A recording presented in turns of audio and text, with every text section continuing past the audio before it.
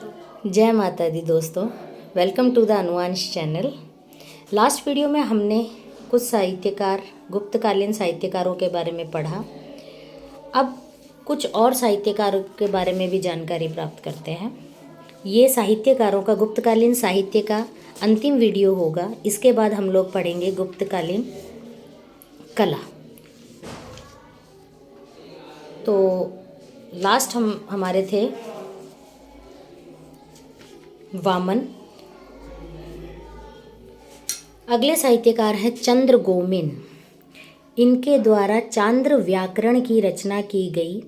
इस ग्रंथ से पता चलता है कि स्कंदगुप्त ने हुणों को पराजित किया था। ये एकमात्र ऐसा साहित्य है जिसके अंतर्गत ये पता चला था कि स्कंदगुप्त ने हुणों को पराजित किया था। चांद्र व्याकरण, ये नाम याद रखिएगा। अगले हैं असंग। ये द मोस्ट इम्पॉर्टेंट साहित्यकार हैं। ये गुप्त काल के एकमात्र बुद्ध लेखक थे। इनके द्वारा योगाचार, भूमिशास्त्र व ब्रज घंटिका नामक ग्रंथ लिखे गए। ये तीन इन्होंने ग्रंथ लिखे थे, योगाचार, भूमिशास्त्र, ब्रज घंटिका, और ये एकमात्र बुद्ध लेखक थे। इनके बारे में कुछ और इम्पोर्टेंट नोट्स हैं। असंग बुद्ध धर्म के महायान संप्रदाय के उपसंप्रदाय विज्ञानवाद या योगाचारवाद को मानने वाले थे। गुप्त काल में असंग के अलावा वसुबंधु ने भी योगाचारवाद का प्रचार किया था।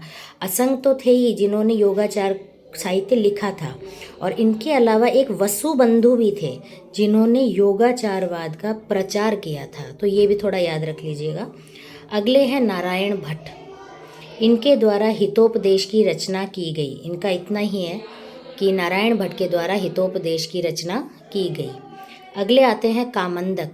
इनके द्वारा नीतिसार लिखी गई, और जिससे पता चलता है कि गुप्त काल में कर व्यवस्था उदार सिद्धांतों पर आधारित थी। तो एग्ज़ाम के अंदर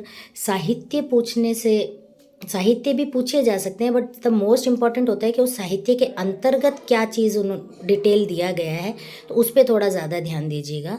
तो कामंदक के द्वारा नीतिसार लिखी गई, और उसमें गुप्त काल में जो कर व्यवस्था थी उसके उदार सिद्धांतों पर चर्चा की गई है। अगले लास्ट आते हैं भट्टी। इनके द्वारा भट्टी काव्य या रावण वध की रचना की गई। तो ये हमारे हो गए गुप्तकालीन साहित्य। अब मैं अगले वीडियो में ये सभी और इनके अलावा भी कोई अगर होंगे तो उन सभी साहित्यकारों और उनके साहित्य से रिलेटेड एक पूरा वीडियो लेके आऊँगी। तो प्लीज़ आप बने रहिएगा। धन्यवाद।